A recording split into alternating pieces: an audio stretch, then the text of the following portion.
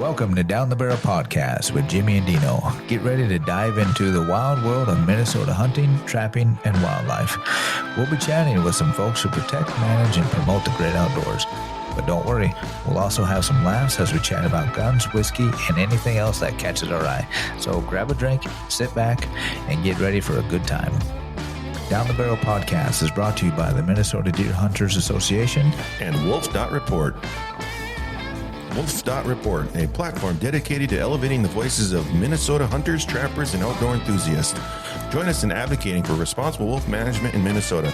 Share your reports, photos, and stories, and together we will ensure that they are seen by all.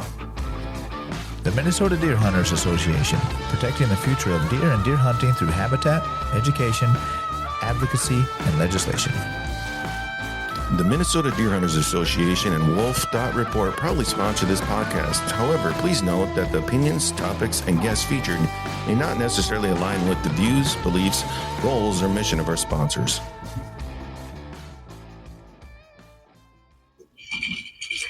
Down the Barrel. I'm Jimmy. And I'm Deano. I'm Jared. Hey, Jared's with us again today. Awesome. Yeah, we like having Jared around. He makes us look smart. Wow. Sound smart. I try. Yeah. It's hard. It doesn't take a whole lot. But It sure is appreciated. Oh, it very much It's is. not a lot, but it's honest. Yeah, for the most part. So we had a couple cool things going on here recently. Yeah.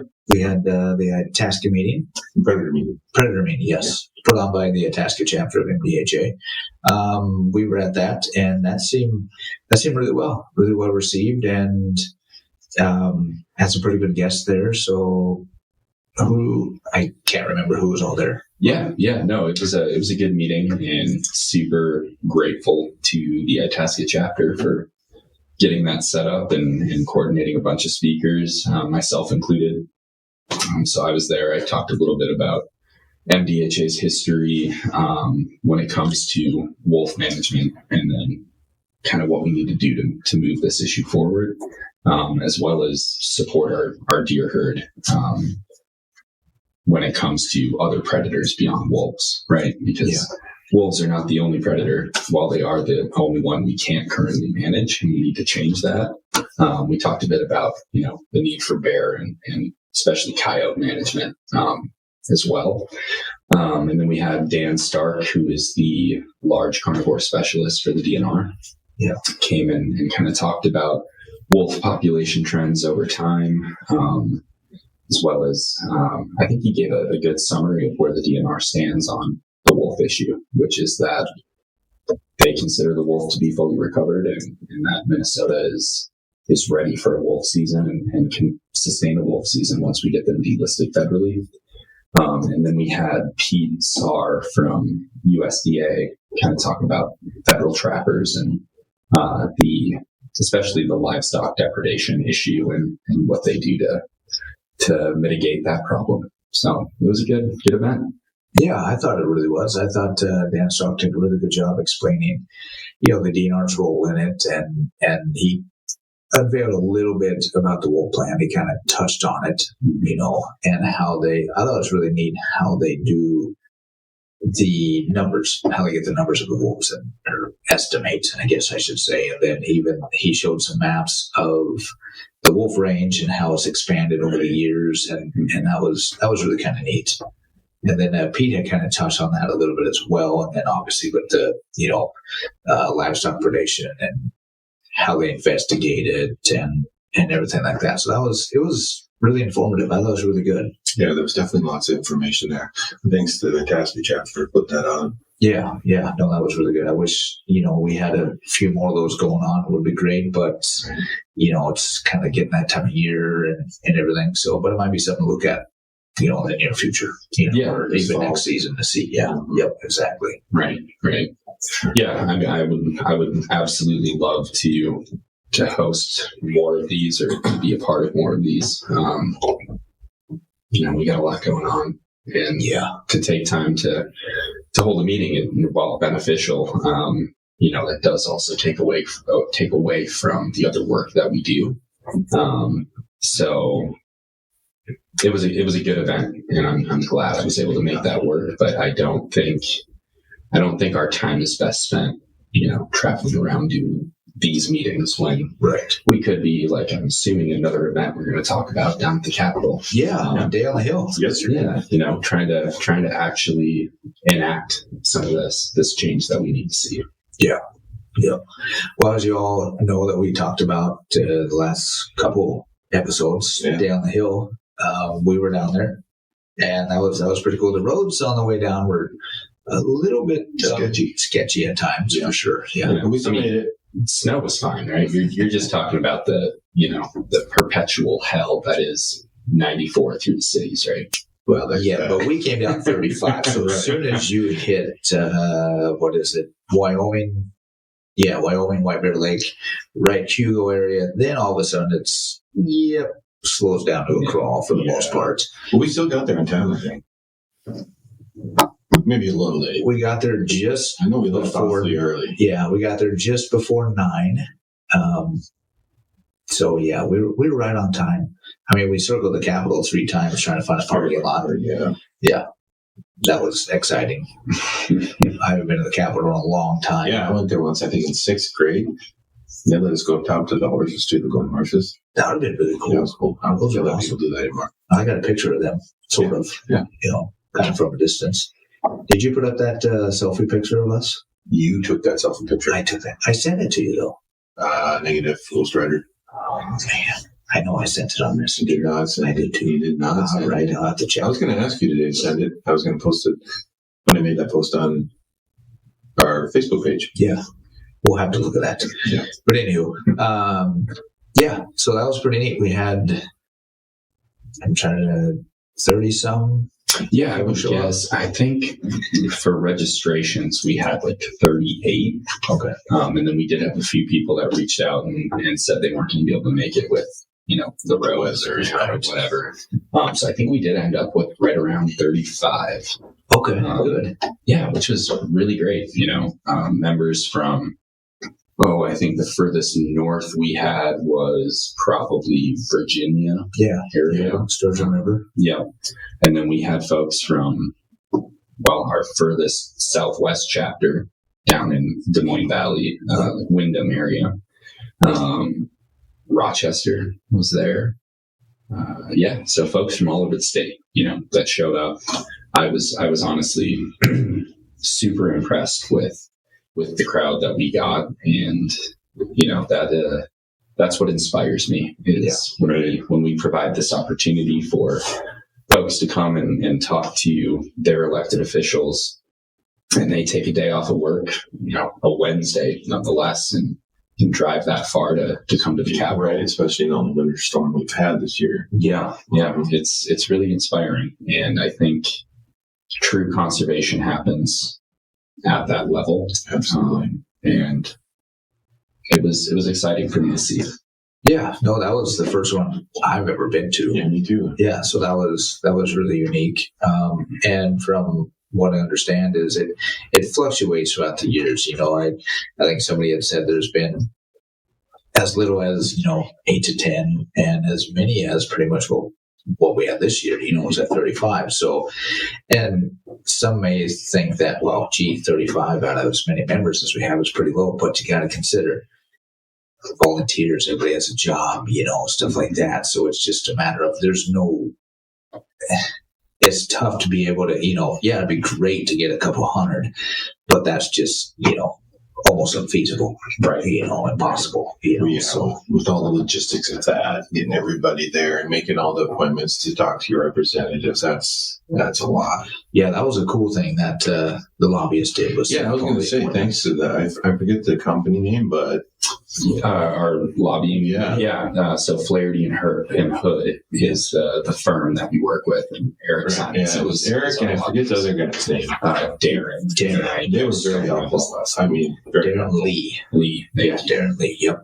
Yeah, thanks to those guys, because they kind of set it all up, and then they got us lunch and kind of helped us find our way. navigate through the Capitol and keep the office buildings. The appointments on time and scheduled and stuff. Yeah. They really did a great job scheduling. Anyone who signed up to be at Day on the Hill, they had meetings with their representative and their senator. They came down to the rotunda and watched our stuff while we were gone. Yeah, exactly. That was great, honestly. And then they, had all the time changes throughout the day because obviously, these legislators are pretty busy. And last minute meetings come up all the time. We all understand that, And of course, the snowstorm, throughout the whole state didn't help, I'm sure. Yeah, so it was a matter of changing, times and everything around. So they did a really good job doing that. Keep us informed. Yeah. And then they had coffee and donuts. Right. Boom. Yeah. That was definitely welcomed after the 4 hour. I think it took us 4:20 to get to the cities. Right. We showed up and coffee and donuts ready. Yeah. Rock and roll. Yep. Which we kind of anticipated, just the roads. And I'm glad we did because, we showed up in the nick of time.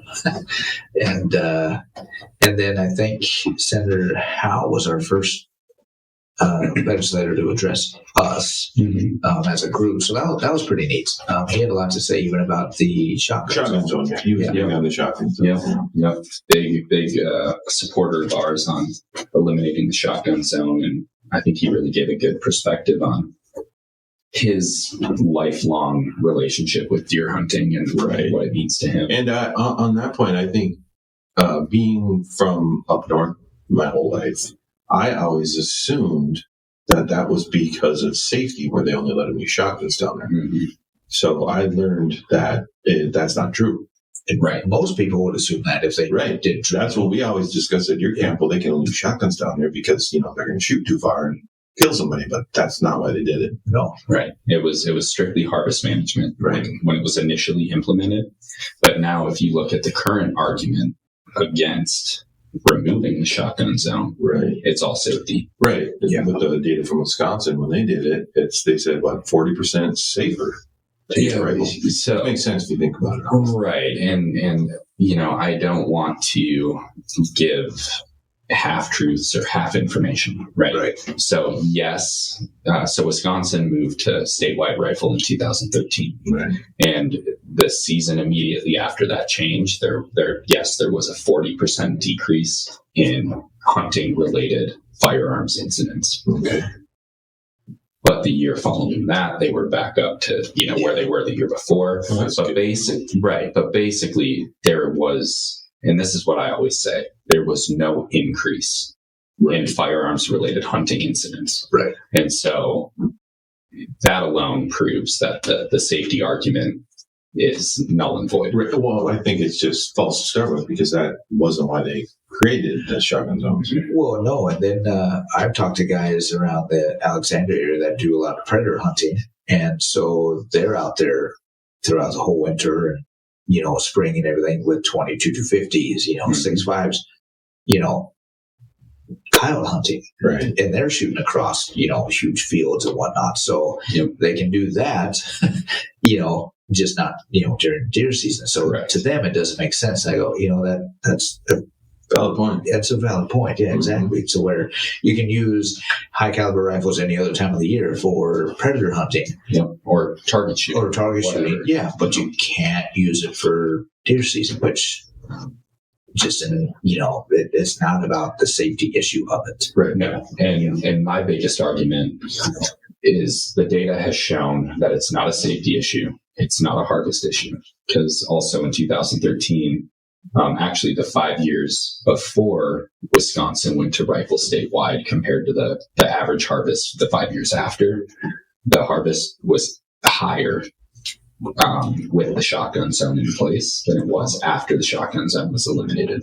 So the over harvest concern is also irrelevant at this point. Yeah. So my biggest argument is this is about access to hunting for especially that young hunter, that I once was this young hunter that mowed lawns all summer to save up for my first firearm, right? And I was living within the shotgun zone at that time, and I had a choice to make.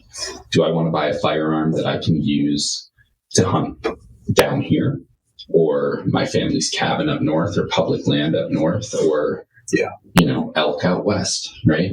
Why are we limiting our already declining hunter base to what firearms they're able to purchase to have success no matter where they want to hunt, right? Let's allow them to buy one firearm that will allow them to be successful anywhere in the state of Minnesota or anywhere else that they might be fortunate enough to draw a tag. And more accurately.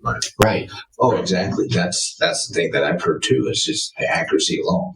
Right. Because if you shot a shotgun and you shot a rifle, you know the difference. Yeah, for sure. Yep. And I think that the whole shotgun zone it's a relic of a different age in deer hunting. Yeah, what's from the 40s, isn't it? Well, yeah, and it's when we had deer drives and people blasting away at running deer, right? And then we had this huge push.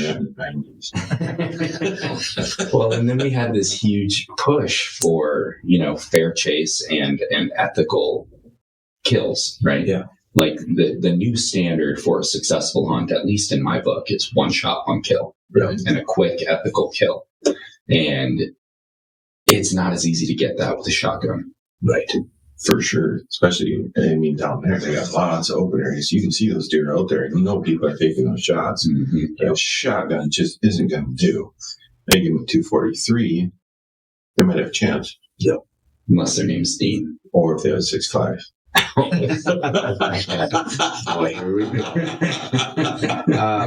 My other thing on the shotgun zone was going to be, there's a lot of people that say, well, why don't we just adopt the straight wall cartridge like Ohio and a few other states have?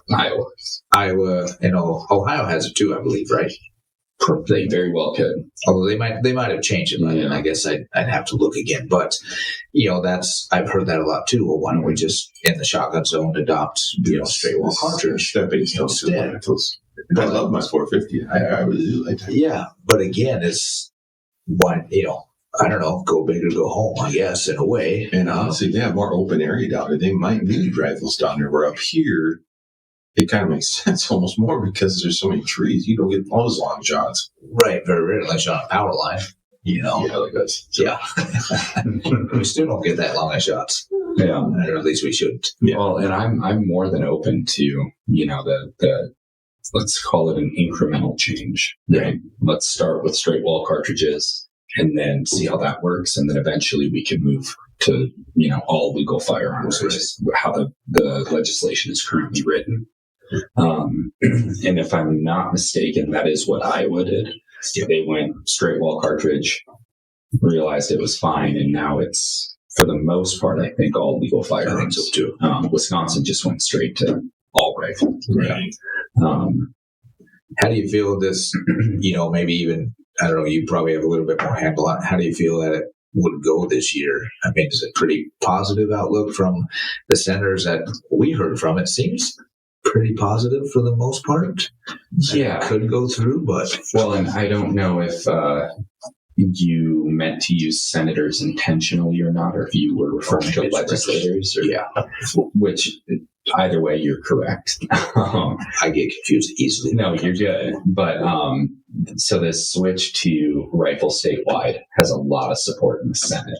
Okay. So if you were speaking to senators, yes, it's, Senate passed it last year. It's the House where we're running into a lot of issues on this. Okay. How do you think that's because of ignorance? Can I say that in the nicest way possible? I don't mean it to be mean, but just because they don't maybe understand. I think it comes down to an age-old problem in politics, which is that if there's an issue out on the table being debated and you are adamantly against that issue, I don't know the actual statistics, but you are 10 to 100 times more likely to contact your representatives or senators when you're against an issue than when you're for it. Oh, yeah. And so, they're getting these phone calls all the time. I know this legislation is out there. I live in the shotgun zone, I want to see it stay a shotgun zone because I'm afraid that we're going to have these errant bullets flying everywhere. Which can happen with the shotgun too. But then they might get, that one call that's, I want firearms, all legal firearms statewide. But they're hearing so much more against an issue than they are for, and that's across the board. Like we could bring this back to the wolf issue. Right. For every call that they get that says delist the wolf, let's have a wolf hunt in the state of Minnesota, they're overpopulated, they're probably getting 10 to 20 that say we love wolves, protect them at all costs. Right. And that's an issue that we really need our members and our hunters and our conservationists around the state to call on every issue that matters and let them know where you stand. Absolutely. Yeah, well, I guess a plus side of that is there are some legislators that are listening to their constituents and doing what they're absolutely supposed to do, voted in to do. Right. Where there's probably a few out there that may not listen to their constituents 100%. Right, because you met with your senator, right? Yeah, legislator, senator. Yes, senator. Yes, right. Because that was what we did down there. We went down there, and everybody met with their individual senators or representatives if they were available. Correct. Yep. And, my representative was unavailable, Representative Bliss, and I could have left him a note. I did not, although I do think I am going to shoot him an email and, just say, hey, we were down there for this, blah, blah, blah, talk about, what we have going on and everything like that. So, but yes, I did meet with Senator Green, who is my newer legislator due to redrawing of the lines. Right. So this was the first time I've actually ever even knew or conversed with Senator Green, honestly. So I didn't know he was my legislator until I got down there and go, oh, that's who it is. Okay. Nice to meet you. Yeah. So you and I met with him, Jim. Yeah. I had a meeting at the time. So yeah. So you went with me and we met with him and it was good to meet with him. And I kind of knew who he was prior to this. I did my little research, believe it or not. And we'll just say that he's not exactly the most welcoming guy in the world. If you're from MDHA. Yeah, he's not an MDHA fan. Let's put it that way. I didn't seem to really at all. Did he give a reason? He did. I'm assuming this is the same Senator Green that's been involved in the Pete Stauber meetings that I've been at. You would be correct. Okay. Yeah. So we walked in, he did greet us really well, and sat down. And so my first question was, so obviously we're here today for MDHA. So what do you know about MDHA? And he goes, oh, I know a lot. So, okay, good. Well, so this should be a really quick meeting. And I said, well, what are your feelings on MDHA? Because I obviously knew already. He says, well, I'm not the biggest fan because you guys' land grab techniques, or I don't know the exact words, but it more or less stated that we as MDHA purchase land and make it public. Yeah. He didn't like that aspect of it. No. And so it's like, okay, well, I don't think we purchase as much land as what you think we do. Oh, yeah. Yep. You guys purchase land over the state, give it back to the public. And that takes away from people who, want the American dream to, buy land and hunt on it and pay taxes and everything like that. It's like, okay, well, I understand the American dream. Yep. I agree with that. I myself would love to own land. But I foresee legislators have overtaxed some properties over the years to make it almost out of certain people's reaches. And so it's like, so it's like, okay, he stated that. So with that knowledge, I went back. It's like, all right, so he's not liking MDHA because of our land acquisitions. Mm-hmm. I tried to correct him a little bit on, it's like, well, I don't think we purchased an acquisition enough land is what you think as what we actually restore, for habitat. He goes, no, it's your land acquisition. So I go back to the office. Mm-hmm. So this morning I looked it up. I talked to our habitat person, and our grant person who handles all that. Yeah, Kim Washburn. Mm-hmm. Talked to her a little bit, and she gave me these sheets of everything.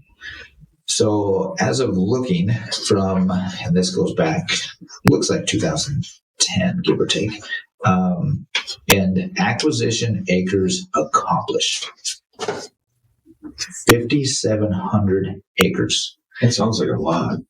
Yeah, apparently. I mean, I don't know. It seems like a lot, right? It sounds like a lot. It does sound like a lot.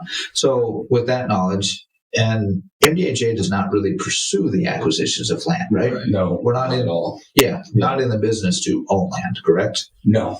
Right. When we acquire land, it's because either the state or the county or some other entity has reached out to us and said, this land is becoming available. We would love to see it be preserved as wildlife habitat, open to the public. Could you help us out in acquiring and donating back to, again, this, when we say the state, we mean to the residents of the state, right? Yeah. So we have gotten grants and acquired, was it over 5,700 acres? And that's over your entire history, right? Pretty much, yeah. As far back as 2010. Yeah. When a county reaches out and says this land's becoming available, we don't want to see a developer come in. Right. Can you help us out? Can you acquire this, donate it back to us, so we can preserve it for the citizens of the state of Minnesota? Right. Yeah, we will do that. Right. But we're not out there, waiting for John Smith to sell off his 200-acre piece of land so we can buy it. Right. Because if you guys could get some southern Minnesota lands, we could go hunt on it down. That'd be exactly. There is a bit down there. Yeah, that's what I hear. Yeah. So bring your shotgun. Right. For now. Well, I'm going to have to buy another gun, dang it. Yeah. So 5,700 acres. And I'm going to ask you, Jim, how many acres do you think is total in Minnesota? I don't know, probably roughly, just a guess, 51 million. You cheater. Yes. What is it, 51.2? Yeah, 51.1, 51.2, So what's the percentage have you guys restored, recovered, get back? Out of the 5,700 acres, now I'm not exactly a mathematician here, but what'd your calculator tell you? Yeah, it told me 0.011% of all the land in Minnesota. MDHA's acquired. So not even 1%. Like barely on the scale, honestly. Yeah. And the land that you did do that to, everybody in the state can use, even non-members. Correct. So, even, non-hunters. Correct. Yeah. So your senator's argument was what? MDHA does a land grab and acquires land, purchases land, and turns it over to public land. Pretty much just public land. Didn't even say to the state, to the counties, to the DNR. Probably the DNR. I'm sure he's got a gripe with that. So after looking at this, so I've got a little pie chart.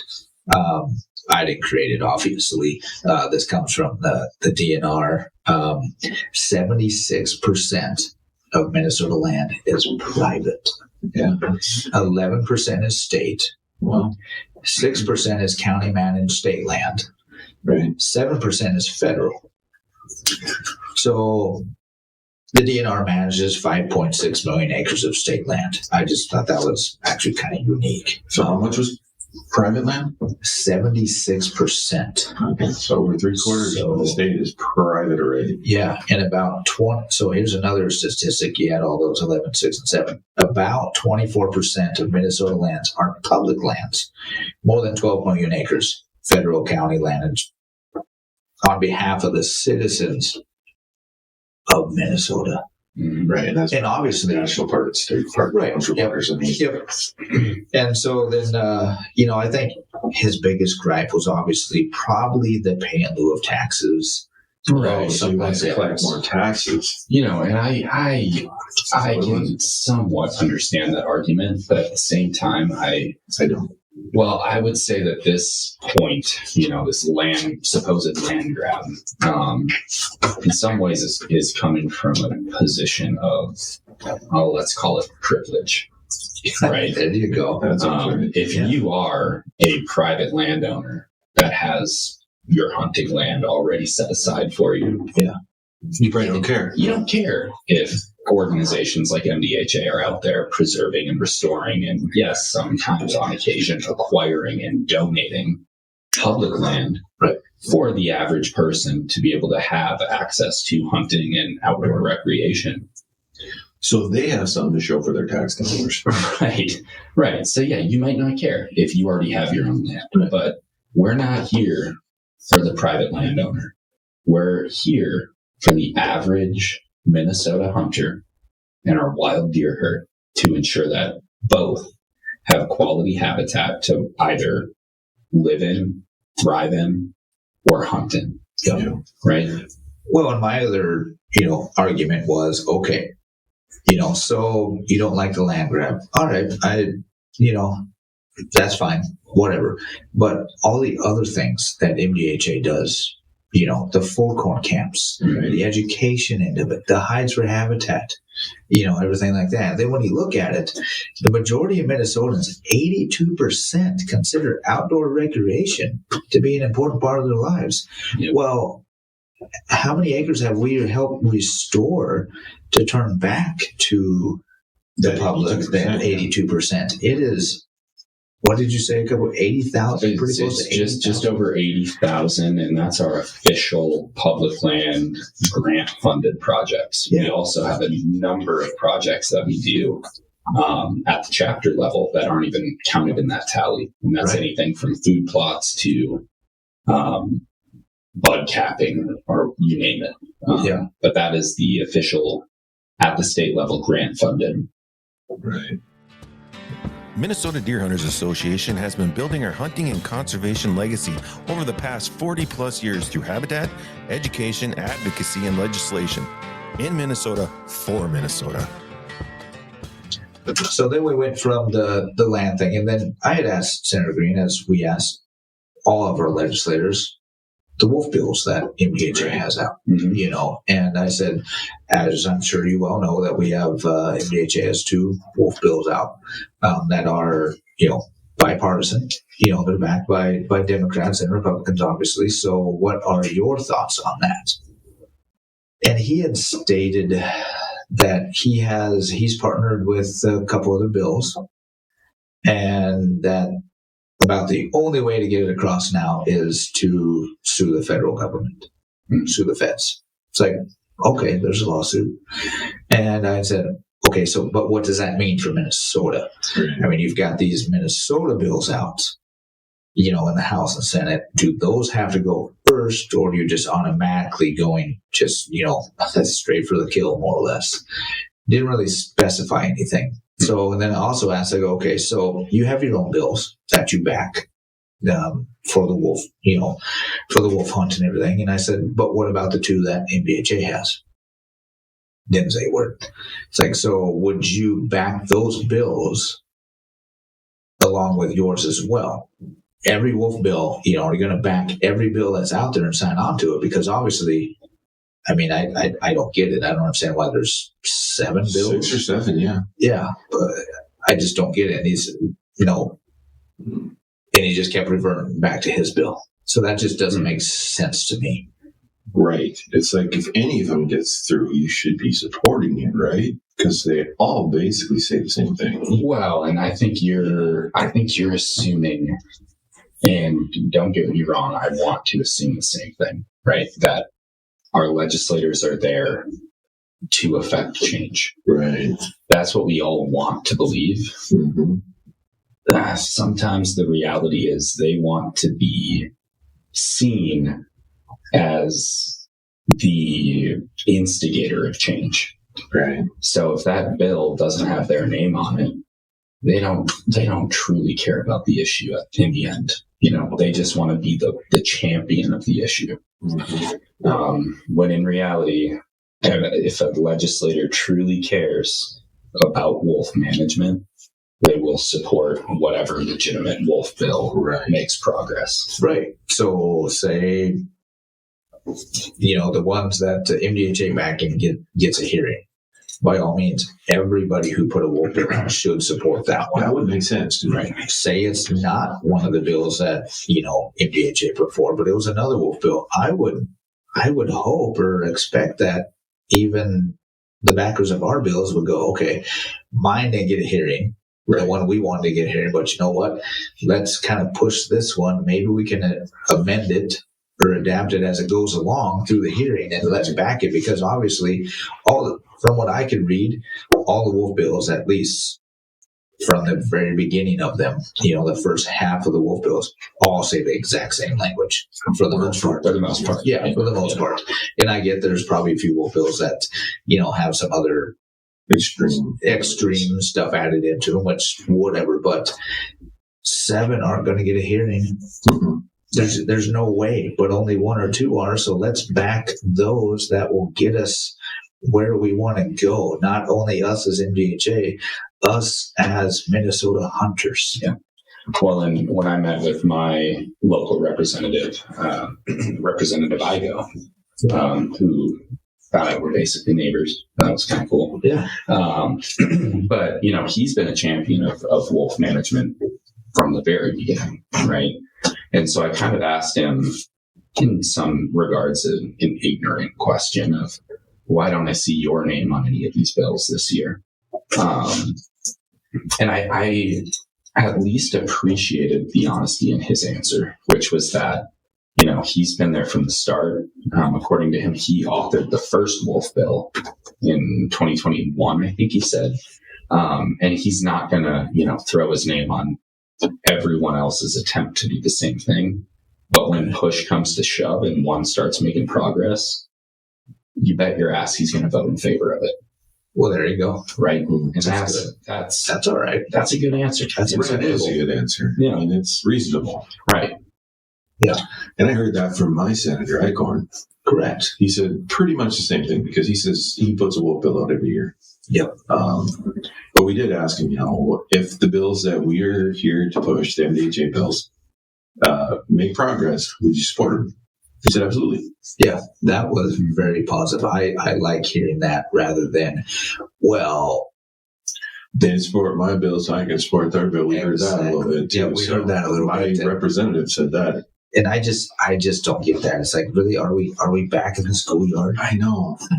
I just, and that I felt that a lot down there. Yeah, I mean, it's so sad that it's become so political and so two-sided. Right, that nothing can get done. Although one senator did, he said, it's not so much Democrats versus Republican. It's more or less, and I would probably agree to this. That it was more cities versus rural. Yeah, everybody else. Which I can see that, and if that was the case, it's like, man, does the cities have that much power? Well, there's a lot of people down there, but yeah, they do. What Minnesota is the longest running blue state in the country, if I'm not mistaken. Yeah, I'm not sure. And it's the cities. Well, yeah, right. I mean, most of the people live down there. Yeah, I mean, you look at the map. I remember looking at the map of election season. Whole state's red. You got blue dot. When you go in Duluth and Shore, the cities and Duluth, and then that one is like St. Cloud, Hennepin and St. Louis County. Right, that's where all the people live. I mean, that's exactly. Right. I mean, it's basic math, really. Exactly, and that's where can it be frustrating? Absolutely. Oh, it is. Yeah, but at one person, one vote. Right. You can't really. I don't know. I'm probably going to get shot for saying this, but you can't really argue with one person, one vote. No, you really can you? No. And I will say, is your vote worth more than mine because you live up here? I live up here too. But I will say that a lot of people from the cities do, like you said, own property up here and come up here to recreate. So I'm assuming a lot of them probably take that into consideration too. Right. I would hope so. I don't want to put everybody in one basket. No, I don't either. But it's just, it is frustrating to hear, and we heard it multiple times throughout the day. Right. Them versus us versus them. They don't scratch my back, I don't scratch theirs. Honestly, come on. What are you going to do to get your constituents that you say you work for and are there for? What are you going to do to get their stuff done? And maybe that's where us as constituents need to be more vocal.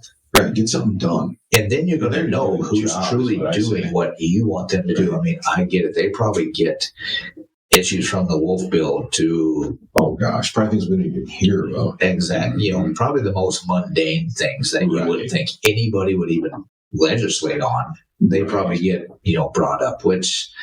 But again...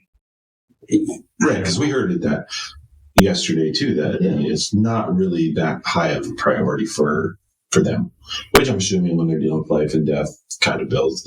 I get that. Yeah, or taxes. Yeah, right. There is a lot of other things going on for them. And we're just, you know, a percentage of their constituents. Yeah. Yeah. But these, you know, some of them take it seriously. Other ones were almost unaware of it seemed like. Well, and that's where, you know, I mean, a huge appreciation to all of the senators and representatives that met with myself or any of our members yesterday. Very thankful for that. Yeah, but huge shout out to, you know, Howe, Kupek, Drzeskowski, Listlegard, Schultz, that took the time to actually come down to the rotunda and address the whole group, you know. Yeah. And that reminds me, Schultz. He said a few things that I didn't even know about. He had mentioned the wolf number depredation money. Sorry. Mm-hmm. And then he had mentioned the survey bill, which I thought was great. Yeah. Do you know much more about that survey bill? I do. Yeah. So it's basically current practice with the DNR wolf population estimate. It used to be done once every 10 years. And then I think there was a short time where it was done once every 5, but we now are at an annual basis, right, for a wolf population estimate. Mm-hmm. But that study is conducted in the current estimated wolf range. Right. Where, I mean, you're running wolf report. Right. How often do we get reports outside of that wolf range? All the time. Yeah. And so Representative Schultz has introduced this bill that would mandate an annual wolf population estimate that takes place statewide. So not just within the wolf range, but any verifiable sighting throughout the state would be included in the hopes of getting more accurate. And that seems like an easy yes to me for anybody. Right. I mean, why wouldn't you? We're talking about the state of Minnesota, not just partial. Right. The state of Minnesota. Well, that was the first I heard of it. Yeah, that was the first I heard of it too. And that was one thing that we even talked about with ICORN is, you know, is it communication? Obviously, we all know communication can be better across the board with our legislators, with MDHA, with everybody. But that was one question we asked. Like, we didn't know that you back a wolf bill every year, right? You know, or what bills are you backing? We don't know, even as your constituents. And I guess maybe, you know, because we don't go to their website all the time, the Republican caucus or whatever it is, and check it. But and then and he agreed that, you know, there could be improvement there, which was nice to hear because, I mean, it could be our fault, it could be their fault, but it's like, you know what's important, and we do, so we just need to communicate better. Yeah. And he was very open to that. Right, and that's where even I noticed on a few legislators, you know, sign up for our newsletter. Right. Perfect. Mm-hmm. Then that way we know what's going on. And honestly, since I'm kind of right in between a couple legislators, you know, to where I live in one district, but I recreate in another district and hunt or whatever it works. So it's, I want to know what both are doing. Right. But that even, you know, leads me back to MDHA. You know, if you don't know what's going on, at least, you know, subscribe to some newsletters and research it before you just jump to conclusions and know what's going on. Because yes, communication can be better across the board, but if you don't actively pursue it, I guess is probably the best statement. You know, if you don't actively pursue it, you're not going to know So that's where you should want to be in the know. Well, I learned a lot from just yesterday being down there. I did too. Just in a survey bill, I'd never heard of that. Nope. But it seems like a no-brainer to me. Well, right, because that was one thing I remember Dan Stark talking about at the Itasca meeting was, we kept alluding to these numbers are only from the wolf range, the current accepted wolf range. Right. But he did state that, these are the numbers from there. This is where, the wolf range has extended, but we only accept the original wolf ranger. Right. So it's just, Well, yeah. I mean, when we were down there, I had somebody come up to me and say they had a wolf. They wanted to make a wolf report for Okoboji, and that's out in Iowa.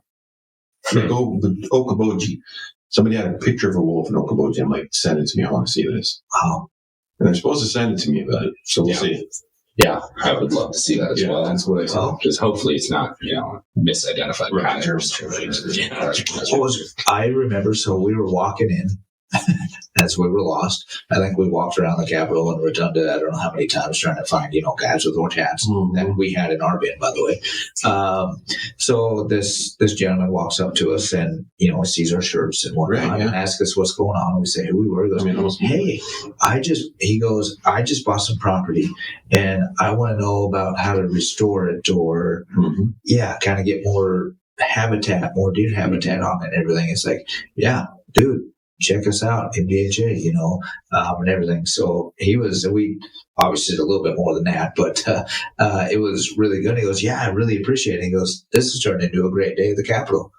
I walk in, I see you guys, we talk about habitat and how we can help him, he can help us, and it was a 5-minute conversation. Boom. Hopefully a member. Oh, yeah. That's great.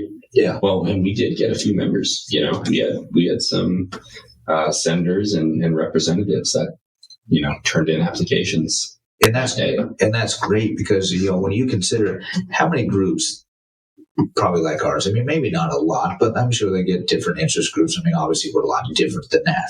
But they probably get people all the time asking for money and blah, blah, blah, which obviously they can't do. But, I would think if they're really going to support us, they should be a member. Mm-hmm. Well, I think anybody from this area for certain should be a member of Northern Minnesota. You would hope. But even, look at how many chapters statewide. Look at how many chapters we got everywhere. Right. So, but they just don't have an excuse to say they haven't really heard about us here. Locally, for sure. I would say within a good hour.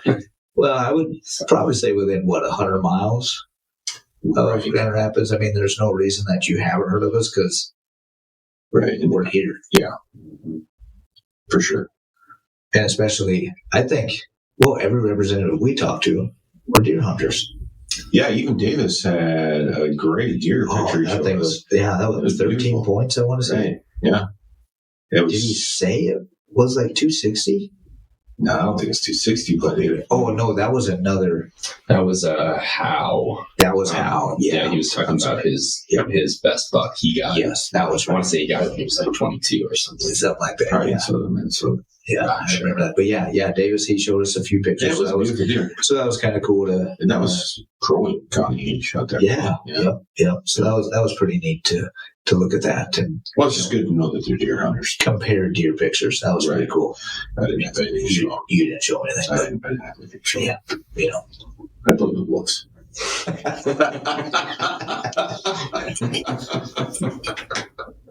That is awesome.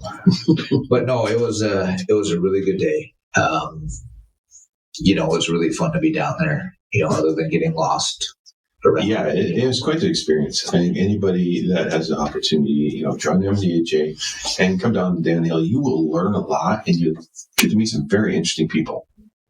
Yeah, and then just the buildings and everything within itself is just really gorgeous. And it's just really neat, and just the atmosphere, and I don't know, it's an experience for sure that people should do. Yeah, I'm looking forward to next year. It's it's where conservation is put in action. Right. Yes. And you don't often think of it that way because the land and the wildlife that we're working to protect live about as far from that building as you can get. So world apart for sure. Yeah, but those halls are where you affect the change for that outstate. So it's really cool to be a part of that. Yeah, it really is. And obviously, we are not comfortable being in the cities or that. No, you guys dressed like you were attending a Kid Rock concert. Not bad. Yeah. I mean, I thought, nobody told me to wear a nice shirt. I wore camo, okay? Yeah, I wore camo. I should have worn camo, but it was cool. I will, and even the legislator said it is really cool to see. Even though there was 35 of us, orange hats walking around the Capitol. Yeah. We walked outside. We could see them from blocks away. Orange hats There's 5 or 6 of them walking over to the Senate building or walking over to the House building. It's like that. Well, and I even at one point, was leading a meeting and everyone was kind of dispersed, and I saw a couple of orange hats across the street. So I was like, I'll go see what members those are. And I got over there, and no, it was Congress people, that had received some MDHA hats, and they were still wearing them proudly. So that is awesome. That's good to see. Yeah. Yep. That's very cool. So, Dean, after the whole day yesterday and doing all that, are we announcing your election run? After walking through the halls and everything, I think it is.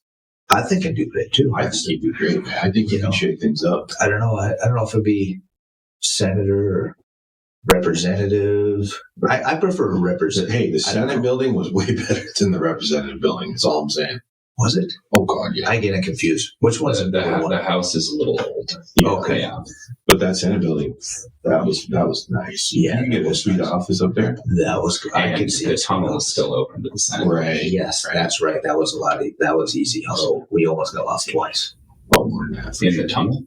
It's a one-way, man. It's just one. It's literally. You do realize everything's in 3D who we are. Yeah. But no, yeah. I mean, there might be a future endeavor. I might write your name in. Representative Jimmy. I'm gonna have to hear your platform before I my platform for you. Yeah, actually, give me your pitch here. I'm gonna why am I gonna give you? He's the one running. This is for both of you. Why should Jared Mazurek vote for Jimmy and Deano or Deano? I think. Are you running against each other? Oh yeah, we're going to be the first. We're going to be the first duo senator. Yeah, senator and vice senator. Right. You get 2 and 1, or 1 and 2. 1 and 2. 1 and 2. I don't know. 1 vote, 2 people. Boom. Boom. Twice the amount of work. Twice the amount of bullshit. Yeah, I think that would work good. I'm going to be the vice. I'm going to be the senator. You're going to be the vice senator. The vice senator. Sure. Yeah, that's kind of cool. Vice senator. Vice senator. What is our platform? Everybody has to hunt. No. So far, you have my vote. Right. Yeah, I mean, hunter's rights above all. I'm down. Yeah. Everybody has to eat medicine. Yeah. They don't have to. No, they didn't. Just you can get a beef burger. You can get medicine. Honestly, I think I'm working this on this week. Yeah, right. I mean, honestly, I think it would just be outdoors, men and women for all. Anything we will back anything that is reasonably effective for the outdoors, the public land. I mean, public and private land hunter, but obviously public land because they have a little bit more hurdles to go over because of, the amount of public land and stuff they have to deal with. Yeah, I'm definitely going to push for wolf management. Oh, for sure. I was just going to say management of all species. Right. No, well, we can't go that far. What party are we running? We'll make up our own. Yeah, exactly. I think we'll just We'll do the MDHA party. Yeah. Right. Final question. Down the barrel party. The DTB party. Yes. DTB. Oh, Right. DTB. Final question. Honesty and integrity. Oof. Party. Honesty and integrity every day of the week. Well, I think our that's what DTB is. Pretty We'll much. be probably too honest, honestly. These party lines they've just gotten too thick. I feel like maybe it's an excuse not to do anything. Yeah. Honestly. I mean, I think it'd be great. I think we'd be great at it. Right. Just think, if you're at work, let's say you're working, whatever you do at MDHA, and somebody else is in the office next to you, and you're like, I ain't going to do it because they're not going to do it. You know, they don't like me because I don't like them. Right. That's an excuse. I'm sorry. Pretty much. I expect you to be professional and get stuff done. Exactly. When I was down at the Capitol, the most professional thing I saw was the clothes. We the people. I don't know what you're going with that. I don't know either. For the people. It's We the hunters. very, very We the important two hunters. words, right? Yep. We the people. I think that's where you were. Or for the people. Well, We they the people or for the people? for the people. For the people. I don't know what you're asking. We don't know either. I was saying we the people. Very Yes. important three words, right? Yeah. But I liked what I thought I heard you say, which is we the people are for the people. There you go. We the people. I don't know. Maybe For the this people. Jared guy should run. You know, I think he is pretty. Yeah. He's he's pretty, and he's definitely more versed than we are. I think we could get him elected. No. I'm thinking, Definitely senator. senator. Well, the building's way cooler, so I'm going senator because that building's way better. But the SC's I don't know if my wife is going to support that. well, if she votes against you, she has that right. She does. Have that She right. does. But No. if she votes against me, it also leaves me. Well, Then I don't have a house. And yeah, I we have got to more live time in to your work for hunting basement. rights. You don't want to live in my basement. Because Exactly. that should work. One vote. One vote. One vote. Yeah, gets rid of you. Yeah. Gets rid of you. Oh, man. But just think, you can work down there all the time next to the Moscow on the hill or whatever that place is. I want you to say Moscow on the hill. I want you to say your name though. Yeah. What beer did we have down there? Ziviec. The With Polish the- beer. Yeah, number one. Number one beer in It Poland. is actually really good. Really good. It was really And good. if you don't know this by now, Mazurek, it's about as Polish of a name as you can get. That's how it is. Other than Sobieski. That's pretty cool. Debatable. I don't know about Polacks. Is that what you say? Is that a derogatory term? In certain contexts. I didn't mean it that way. That's all right. That's all right. Yeah, that's what I wear that badge proudly. Okay, that's cool. Yeah, that Ziviec. That beer was good. That was good. I mean, it spelled like Ziwiec. Yeah. The spelling was good. I don't know how you get it. Zywiec.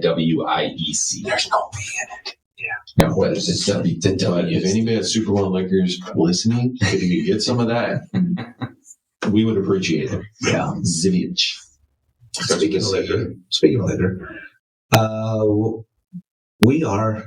we're having a little toddy today, and Traveler. It's pretty good stuff. Yeah. Can you grab that?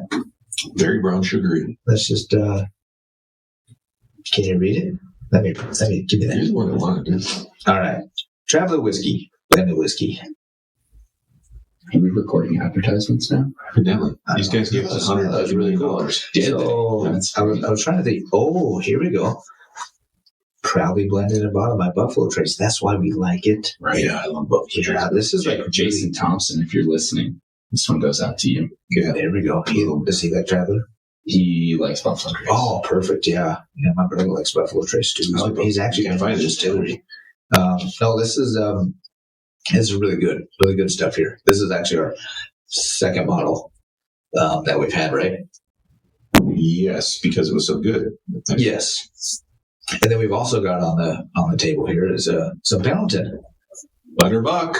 What do you think of that there, Jared? Have you tried this yet? Well, yeah, It's good. Yeah, it's nice and smooth. Yeah, so this is true Western tradition. I like Pendleton. I always have. you know, it's got a cowboy on it. Yeah, I do. Cut with glacier-fed spring. Let's see, both blended Canadian whiskey. It is Canadian whiskey. Well, that's probably like Bottled I by don't like it anymore. what's your problem with Canadian? yeah. Hey. What you don't like? Bottled by Hood River Distillery. I have no idea. Josh is never going to talk to you again. But yeah, anywho, we like Pendleton. It's really good. This Traveler whiskey is Love you, Traveler. It's very brown. It's really nice, sugar too. aftertaste smell. Yeah. It's pleasant. Listen to my pen. yeah. I was going to say brown sugar. What did I say? Well, that's what you said. It's like now are you gonna on your palate type stuff? Yeah, I'm getting fancy. I like Yeah, big words. you're not fancy. I don't know big words. It is big words. But yeah, so that's what we're indulging in. Yeah. wetting the whistle. There you go. Talk. Yeah, exactly. It's pretty good stuff. Yeah. So that was kind of day on the hill. Yeah. It was pretty fun. Oh, yeah. Vote for Jimmy Deano with Down the Barrel. Yeah. 2 senators for the price of 1. Exactly. How you can't go those sales. I think I seen a sign up that said that. You can't go wrong. We have got to get what is that, Lindahl? All the big billboards. We should do a DTV billboard with us. Oh, DTV. There you go. So you guys with your arms spread apart. Yeah. Isn't that what he does in the billboards? Yeah. Oh, yeah. Well, that looks the coolest. With like his fingers awkwardly extended. Right. Jazz hands. Jazz hands. Yeah. No, what's the other guy down there? The injury guy. Is it injury or is it insurance? So Swara.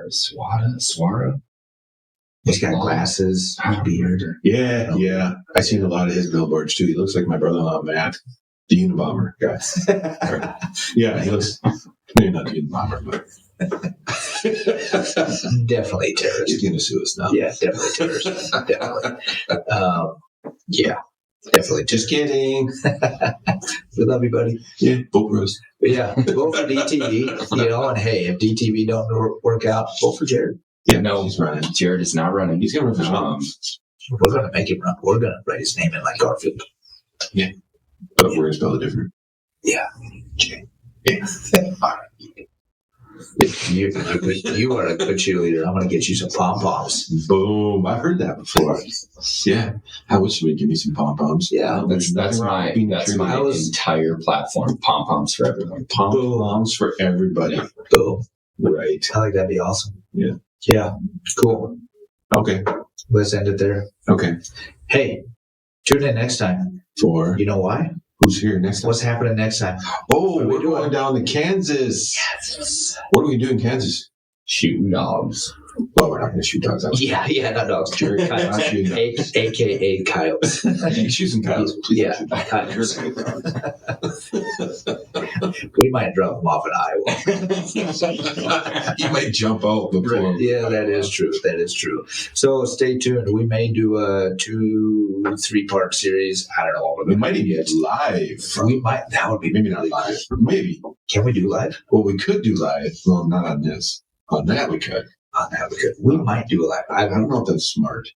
Probably not. Yeah. Definitely not going to do questions. But we'll probably maybe do some content while we're down there. Yeah. We'll take some pictures, some video too, and share with everybody. Yeah, so check out the Facebook, check out YouTube and everything. I'm going to post a picture of it. Just kidding. I'll be shooting damn dogs. Yeah, shoot coyotes. Yes. Predator management. Predator management. During calving season in Kansas. That's what I said, right? Yeah, we're protecting calves. Little baby cows. Exactly. So it'll be fun. We'll have a good time.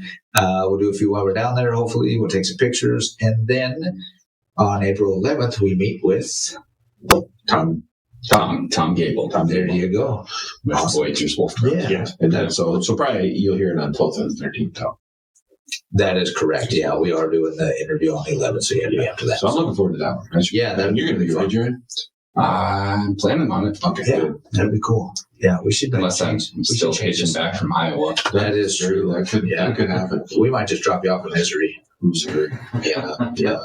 So we got skirt corner. We do just a little bit.